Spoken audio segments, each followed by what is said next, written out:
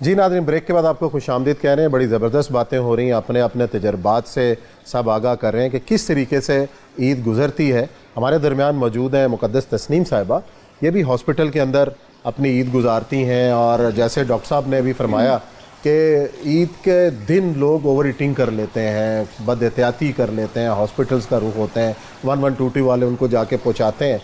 तो क्या सारा दिन समा होता है एमरजेंसी में किसी एक अस्पताल में? Thank you very much sir. सबसे पहले तो नर्सिंग कम्युनिटी और तमाम हेल्थ प्रोफेशनल्स की तरफ से सबको ईद मुबारक। और जिस तरह से डॉक्टर साहब ने कहा और डीजी साहब ने कहा कि जी ये तमाम चैलेंजेस का सामना जहाँ पर इनको करना पड़ता है, वहाँ पर हमारी कम्युनिटी को भी बहुत से चैलेंजेस जो है ना वो ईद पर फेस करने पड़ते हैं। सबसे ज़्यादा ये तमाम जो लोड इनका होता है वो हॉस्पिटल्स में ही आकर उनका स्टे होता है। अल्टीमेटली तमाम रोड एक्सीडेंट्स या जैसे रमज़ान के बाद हमारी मतलब हैबिट्स हैं कि हम लोग फ़ौरन से पहले जो है वो ओवर ईटिंग स्टार्ट कर देते हैं और उसके बाद गैस्ट्रोएंटराइटिस के पेशेंट्स काफ़ी ज़्यादा जो है ना वो हॉस्पिटलाइज हो जाते हैं।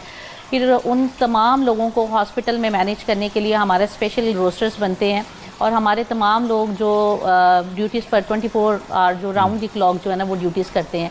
वो सिर्फ ये नहीं होता कि ईद पे मतलब उनको रिलीफ मिल जाता है या मतलब ईद की नमाज भी वो वहीं पे हॉस्पिटल्स में ही पढ़ रहे होते हैं। फिर इस तरह की सिचुएशंस में जबकि हॉस्पिटल्स जो हैं वो मेजर अलर्ट होता है, हाई अलर्ट होता है वहाँ पर, तो हमारे भी तमाम लोगों की जो रोस्टर्स हैं वो मैनेज किए जाते हैं। बहुत दूर वाले जो होते हैं जो लाहौर में नहीं है या कहीं दूर से हैं उनको फिर भेजा जाता है कि वो अपने चले जाएं, लेकिन जो इर्द गिर्द के लोग हैं वो सारे ड्यूटीज़ पर अपनी ड्यूटीज़ जो हैं वो परफॉर्म कर रहे होते हैं।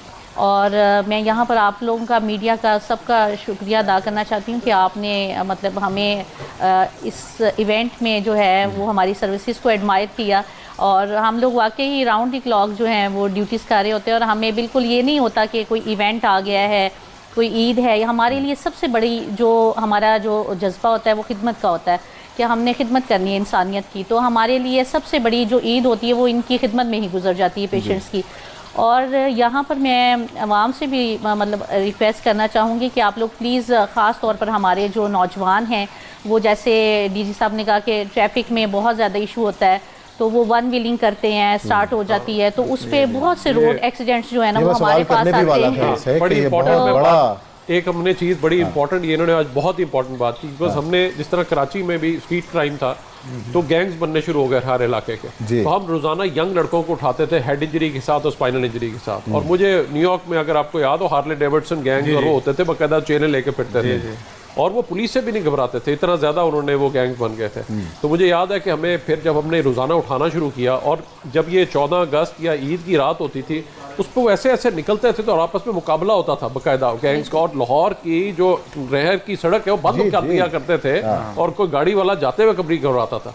तो हमने जब ये इशू टेकअप किया उन्होंने कहा जी ये तो मोटर व्हीकल ऑर्डिनेंस में क्राइम नहीं है, अमेंडमेंट गई। फिर हमें फाइनली उसको डिफेंड करना पड़ा डेटे और उसके साथ एविडेंस के साथ, और उसमें फिर बाइक की कॉन्फिस्केशन को सजा डाला गया। तो कोई एक्सपेक्ट बिकॉज हमें ये कि जिस तरीके से स्ट्रीट क्राइम जो रिपोर्ट नहीं होता था, मोबाइल स्नैचिंग, पर्स स्नैचिंग, वो शुगल में शुरू करते थे और उससे एक पक्का क्रिमिनल बन रहा था। तो वो बड़ा समझना है उस पर। तो फाइनली जब ये कानून पास हो गया तो सेक्रेटरी ट्रांसपोर्ट उस वक्त आगा साहब उन्होंने कहा जी इस अमल नहीं होगा। हमने तो हमने उस वक्त जो था हमने कहा शायद नहीं, तो काउंसिल की मीटिंग आई और उस पर मैं वहाँ पे क्रेडिट था। तो वहाँ पे जिस वक्त हमने इशू रेज़ किया, हेड इंजरीज हो रही हैं, जवान लड़के मर रहे हैं, तो हमने जब ये कानून भी बन रहा था उस वक्त डिस्कशन वहाँ पे असेंबली में शुरू हुई। तो उस वक्त ये था कि देखे जो बंदा जवान मरता है he is a bad news to the family. जवान बच्चा मर गया, माँ बाप किस तरह, he is a bad news to the people on the road, because वो खतरा है अगर उसकी वजह से पूरी फैमिली इफेक्ट होती है और किस तरह से वो जो था, and is a danger to himself. तो वो एक किस तरीके से उसको सड़क पे होने का। खैर जो बाइक कॉन्फिस्केशन हो गई तो वहाँ पे जब इशू रेज किया तो वो उस पर फ़ायदा ये हुआ कि वहाँ पे उन्होंने कहा जी कि इसके ऊपर करते हैं। चीफ मिनिस्टर साहब ने फैसला हुआ वहाँ पे फिर, और मैं क्रेडिट देता हूँ आईजी साहब ने इंस्ट्रक्शंस निकाली कि जिस इलाके में मुझे गैंग पाया गया और हमें नहीं उम्मीद थी, 1 हफ्ते के अंदर अंदर पुलिस ने जिस तरीके से उसको कंट्रोल किया और तमाम गैंग्स पूरे पंजाब से जो है वो गायब हो गए। आज मैं वो क्रेडिट देता हूँ कि अगर वो चीज़ उस वक्त ना हुई होती तो शायद कराची में जिस तरह स्नैचिंग होती है वही हालत पंजाब में होती। लेकिन डॉक्टर साहब अभी भी बाहर नहीं आए हैं बच्चे, बहुत बड़ा अभी भी आप वीकेंड दोबारा आए हैं कुछ एरियाज में, लेकिन ज्यादातर लोग वो उस तरह वाला वो तो बहुत खौफनाक सूरत है। लड़के किराए पे लेते थे मोटरसाइकिल और एक वारदात करके पूरे पैसे पूरे करके उसके बाद वो भेज देते थे। नहीं, पूरा क्राइम का ट्रेंड बन रहा था और छोटा सा it was the birth of a criminal. और लिटरली अल्लाह का शुक्र है कि उस वक्त जिस तरह से पुलिस ने 1 हफ्ते के अंदर अंदर कंट्रोल किया तमाम इलाकों से, बाइक कॉन्फिस्केट हो गई, because this was something that you could do. अगर बाइक कॉन्फिस्केटेड रहती थी उसके बाद जो कहते हैं ना बजाए वो होगी तो वो फायदा ये हुआ कि वो जितनी देर तक वो रिलीज कराते थे 3 महीने, जब उसके बाद नहीं होती थी, उधर से प्रेशर होता था किसी किराए की बाइक ली भी वो पैसे रिकवर करने आ रहा है, तो उसका फायदा ये हुआ कि वो कम से कम एक ट्रेंड चेंज हुआ और अल्लाह का शुक्र है कि पंजाब उस हाल से बच सका। अच्छा सर, इसमें मैं भी थोड़ी सी रिक्वेस्ट करूंगा, इसमें हमारे चीफ ट्रैफिक ऑफिसर जो मुंतज़िर मेहंदी साहब, उन्होंने एक अपनी हिदायत के मुताबिक ट्रैफिक पुलिस के अंदर एक एजुकेशन यूनिट बनाया। अच्छा, इस एजुकेशन यूनिट का काम हमारा ये है कि हम स्कूल कॉलेजेस में जाके जो है ना वो ट्रैफिक की एजुकेशन देते हैं, और एजुकेशन देने के साथ साथ बहुत सारी ऐसी जगहों पे भी जहाँ पे बड़े हैं, मतलब इवन चौकों में खड़े होके भी जो है ना हम लोग ये ब्रीफिंग्स और एजुकेशन देते हैं कि खुदारा अपने बच्चों का आप खुद ख्याल रखें, क्योंकि जो बड़े अगर हम लोग ख्याल रखेंगे तो हमें पता होगा कि अगर हमारे बच्चे ने पीछे से उसकी नंबर प्लेट उतारी हुई है या उसके ऊपर मडगार्ड जो है वो उतारा हुआ है और वो उसकी लुक ही बता देगी कि देयर इज समथिंग रॉन्ग, ये कुछ ना कुछ कर रहा है। तो अगर ये चीज़ें हम लोगों ने एजुकेट करना शुरू की, इवन स्कूल कॉलेजेस यूनिवर्सिटीज़ के अंदर जाके लेक्चर्स ये, और कंटिन्यूसली हमारा चल रहा है ये वाला सिलसिला, मतलब जो इन्फोर्समेंट है वो तो साथ साथ चल रही है, वो तो हम लोग देखते हैं। और इसमें अब बस सेफ सिटी साथ आ गया। अब वो जो पहले वाली बात थी वो ऐसा उस तरह तो नहीं है, क्योंकि ये तो कैमरों से उसी वक्त जो है वॉच किया जाता है और उसी वक्त हमें पता चल जाता है जी फलां जगह पे इस तरह हो रहा है और हम लोग उसके खिलाफ जो है इन्फोर्समेंट स्टार्ट कर। अच्छा खान साहब, आपने यह बात की तरबियत की कि आप तरबियत के ज़रिए नौजवानों को कायल कर रहे हैं कि भाई इन चीज़ों में ना पढ़ो, लेकिन जो बुनियाद है वो तो घर है, वह माँ बाप हैं, वालदैन हैं।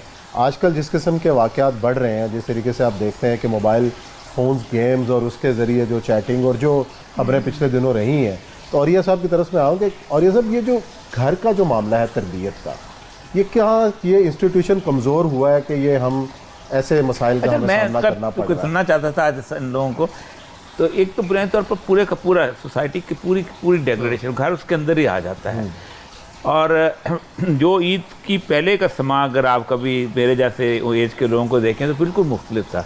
आप हैरान होंगे कि अर्ली मॉर्निंग वो इंस्टीट्यूशन ख़त्म हो गए, तो जो रात को जगाने वाले होते थे ना, वो सुबह सवेरे आते, शहरी वाले आते थे, वो अपना ईद वसूल करने के लिए ढोल बजा वसूल करने के लिए आते थे। फिर सुबह के वक्त आपको याद होगा म्यूनसिपल सर्विसेज बड़ी कमाल की होती थी हमारी, कि वो नालियाँ धोने वाला सुबह धो के और उसके बाद चूना फैला के वो सारा शहर जो है वो ईद से पहले साफ कर जाता है, तो सुकून की सूरत। और पैदल चल के ईदगाह जाने का एक रवाज वो सारा, अब वो चूँकि ट्रैफिक आ गया सारा कुछ। ये जो आपने इसकी बात की है ना, वक्त के साथ साथ हुआ ये है कि इंस्टीट्यूशन इतने बन गए हैं कि माँ और बाप दोनों का रोल जो है वो मुकम्मल तौर पर ख़त्म होता चला जा रहा है। हमने बच्चा छोड़ दिया है कभी सोचा था किसी ने कि प्री नर्सरी में भी माँ जो है बच्चा छोड़ जाएगी वहाँ पर? ये तसव्वुर ही नहीं था कभी भी। हम जब एजुकेशन हेल्थ वगैरह में होते थे तो माएँ छुट्टी ले लिया करती थी कि मेरे बच्चा एक दफ़ा जवान हो जाए फिर मैं नौकरी कर लूँगी, अब 3-4 साल की छुट्टी ले लीजिए। अब वो कहते हैं कि नहीं, डे केयर सेंटर मौजूद है, बाकी चीज़ें मौजूद हैं, और वो जो इंस्टीट्यूशनल केयर की सूरत होती है वही सारी ख़राब हो चुकी हुई। ये जो आपने जिन वाक़यात का जिक्र किया, इन वाक़यात में होता ये है, ये इनको मिला लें, साइकोलॉजी ये कहती है कि एडोलेसेंस जो होते हैं 13 साल से लेके 19 साल की एज, इसमें बच्चा जो है अपने आप को साबित करना चाहता है कि मेरा वजूद क्या है, मैं भी हूँ। वो मतलब रात को लेट घर आएगा, दोस्तों के साथ जाकर सिगरेट पिएगा, बाप के मुकाबले में कुछ सोचने की कोशिश करेगा। उनमें से एक वन व्हीलिंग भी आती है, उनमें से क्राइम भी आता है, उनमें से सारी चीज़ होती है। अच्छा, होता क्या है कि हम उसको घर में तो उसको लिफ्ट को नहीं कराती, किसी होती ही नहीं है, उसको जब तक वो कुछ चीज़ करके ना दिखाए उसको अटेंशन, इसको अटेंशन सीकिंग बिहेवियर है। मतलब फ्राइड कहता है man is an attention seeking animal. सबसे ज़्यादा तवज्जो का तालब। तवज्जो। कोई जानवर भी इतनी तवज्जो के तालब नहीं होता है जितना इंसान तवज्जो का तालब होता है। इसीलिए वो तवज्जो चाहता है, उसको नेगेटिव तरफ हमने डाल दिया हुआ है। और मेरा ख्याल ये है कि हम कि सबसे ज़्यादा ट्रेनिंग जब वालिदैन की ज़रूरत है, औलाद से ज़्यादा। कहा जाता है, नफ्सियात वाले कहते हैं कि family as a positive and curative factor. जो ख़ानदान है वही ज़हनी मरीज़ बनाता है, वही ठीक कर सकता है, कोई और ना ठीक कर सकता है, ना किया जा सकता है। वही हमने तबाह कर दिया, लिंक उसका ख़त्म हो गया हुआ है। घर में बैठ, अब देखें ना, ये कितनी बुरी चीज़ है, अजीब हो गई। मैं हैरान होता हूँ कभी कभी देख के कि 5 लोग बैठे हैं, बेटा है, बेटी है, माँ है और बाप।